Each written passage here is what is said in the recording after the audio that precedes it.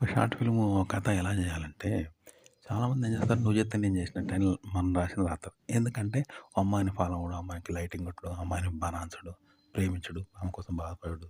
ఇవన్నీ ఉంటాయి. ఈజీ అంటే వన్ సైడ్‌లో ఉంటాయి. రోడ్ ఈజ్ లాంటిది ఇది. కానీ ఒక రోడ్డు మీద ఒక భిక్షగాడు పోతాడు. వాడికి ఆకలితో ఉంటే అన్నం వేస్తావా? ఎయ్యరు ఇసొంటోళ్ళు. వట్టిగా వెళ్ళిపోతారు. రోడ్డు మీద వెళ్తూ వణుకుతాండు. అరే వానికి బ్లాంకెట్ ఇస్తావా? ఇయ్యవు. రోడ్డు మీద వాడు పడిపోయిండు. వానికి సాయం చేస్తావా? చేయవు. మనకేందని పోతాం. అంటే వీళ్ళు ఇసొంటోళ్ళు దుర్మార్గులంటూ. లవ్ అనేది వన్ సైడ్ కదా, స్వార్థం. అంటే ప్రపోజ్ చేయడం, వెంబడి పడడం, ప్రేమించడం ఇవన్నీ వేధింపులు అయితాయి. ఇగో ఇదంటే దుర్మార్గులు.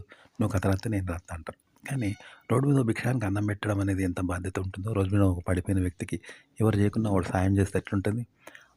ర పైసలు కూడగొట్టుకోవడానికి అందరం కలిసి తలా ఇన్ని పైసలు ఇచ్చేవానికి పరిష్కారం చెప్పేటట్లుంటది. అలాంటిదనమాట కథ అంటే. అంటే ఓ రోగి వచ్చాడు. మహా అవస్థతో ఉంటే డాక్టర్ ఇంజెక్షన్ ఇయ్యి వాని సమస్య తగ్గిపోయింది కదా! ఇది కంటెంట్ అయినా కథ అంటే ఇదన్నమాట. అంతేగాని అమ్మాయిల్ని వేధించడము, లైటింగ్ కొట్టడము, ప్రపోజ్ చేయడము, కలలు కనడము కాదు. ఒక కంటెంట్ ఎలా చెప్పాలంటే, ఒక మగాడున్నాడు. స్త్రీని పెళ్లి చేసుకొని ఏం చేస్తాడు, నేరుగా శృంగారంలో పాల్గొంటాడు. ఆ కోరికతోనే దగ్గరవుతారు. కానీ కోరిక తీరగానే మళ్ళీ దూరం అవుతారు. ఎందుకంటే కోరికతో దగ్గరయ్యారు తప్ప జెన్యూన్‌గా దగ్గర కాలేదు. కోరిక తీరగానే వెళ్ళిపోయారు. ఇక వాళ్ళకి అవసరం లేదు. ఇలా ఉంటుంది. అంటే దూరం అయిపోతారు. కావాలనే దగ్గర అవుతారు తప్ప జెన్యూన్‌గా నిజాయితీగా ఒకరినొకరు ఇష్టపడి దగ్గర గారు, ఆమె దగ్గర కాము. ఇంకా ఇలా ఉంటుంది. అదో చిన్న పిల్లల్ని ఏం చేస్తారు, ఆళ్ళు చిన్న పిల్లని కదా ప్రేమగా దగ్గర చేసుకుంటారు. ఎందుకంటే అందులో కోరిక ఉండదు. అలాగే దూరం చెయ్యదు కూడా. ఎందుకంటే వాళ్ళు కృత్రిమంగా దగ్గర కాలేదు. కాబట్టి జెన్యూన్‌గా దగ్గర కాబట్టి జెన్యూన్‌గా దూరం చెయ్యరనమాట. ఎప్పుడు శాశ్వతమైన బంధం. పిల్లలకు, ఆడోళ్ళకు అట్లుంటది. చిన్న అబ్బాయికి, ఆంటీకి. లేదా ఆడవాళ్ళు బట్టలు మార్చుకుంటున్నారు అనుకుందాం. బట్టలు మార్చుకుంటా ఉంటే ఓ అబ్బాయి పోతే ఏం చేస్తారు, వాడిని తప్పనరు. చిన్నోడు కదా, ఏం చేయడు, చెడు చేయడు అటు ఉంచుతారనమాట. పిల్లలకి అన్నీ కనబడతా ఉంటే వాళ్ళు కూడా అభ్యంతరం చెప్పరు కాబట్టి చూసుకోని చెప్పకుండానే అన్నీ తెలిసిపోతుంటాయి, చూపిస్తారు చెప్పకుండానే. వాడు అప్రయత్నంగానే వాడికి అన్నీ కనబడతా ఉంటాయి. కాబట్టి చూడకుండా వానికి తెలిసిపోతుంటాయి, తెలుసుకోగలుగుతాడు.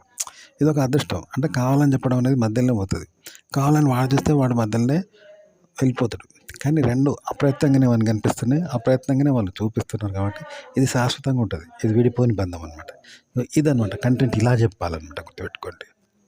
అడల్ట్ కంటెంట్ అయినా, ట్రెడిషనల్ కంటెంట్ అయినా ఇలాగే చెప్పాలి. అది అమెరికా కాదు, ఇండియానే. కానీ సెట్టింగ్ అనమాట. సేమ్ అమెరికా లాగానే, అమెరికా మనుషులు, బీచ్, అమెరికా వాళ్ళు ఎలా ఉంటారో అందరూ అలాగే ఉన్నారనుకో. ఎట్లుంటది? అమెరికా లాగానే ఉంటది కదా! అట్లా. అది చంద్రమండలం కాదు. కానీ సేమ్ చంద్రమండలం లాగానే సెట్టింగ్ చేసిండు. ఎక్కడ ఇల్లు లేవు. ఆ! అలాగే భూమి ఆకర్షణ శక్తి లేదు చంద్రుని మీద లాగానే. అప్పుడు ఎలా ఉంటది? సేమ్ చంద్రుని లాగానే ఉంటది కదా! అట్లా అన్నమాట. సినిమా సెట్టింగ్ అనేది అలా చేస్తారనమాట. ఓకే. పూర్తిగా అమెరికా లాగానే సెట్ చేస్తే ఇక అమెరికా లాగానే ఉంటది కదా! తెలుగునోనికి తెడ్డలింగం ఉన్నట్టు తెలుగునోడు చూస్తే ఇదే అమెరికా రా భయ్ అని కళ్ళం గంతని కట్టి తీసుకొచ్చినాం. ఇగో నేను అమెరికాలో గాలిపటం తీసుకొచ్చినాం అంటే నిజమే అనుకుంటాడు. ఎందుకంటే సేమ్ గోవా బీచ్‌ని అమెరికా లాగానే చేసి చూపెడితే అనుకోడా ఇది అమెరికా అనుకుంటాడు కదా! అట్లా అన్నట్టు కృత్రిమ సెట్టింగ్ అనేది అలా చేయాలి. అంటే చీమను కూడా భూతద్దంలో ఏనుగంత చూపెడితే ఏనుగులాగానే కనబడుతది కదా! తెలుగునోనికి ఇది ఏనుగు పెద్దది అంటే నిజం అనుకుంటాడు కదా! చీమ చిన్నది. మనకి భూతద్దం అని తెలవనోడు ఏమనుకుంటాడు, చీమ అంత పెద్దగా ఉంటదా అని నమ్ముతాడు కదా! అబద్ధం చెప్తే ఇప్పుడు చిన్న పిల్లలకి చెప్తున్నాం మరా, తెలవనోనికి చెప్తున్నాం మరా. అలా అనమాట. సెట్టింగ్ అనేది అలా వేసి లేని విషయాన్ని ఉన్నట్టుగా అలా క్రియేట్ చేసి అదే నిజమని చెప్పాలన్నమాట. కంటెంట్ అంటే ఇలా చేయాలి.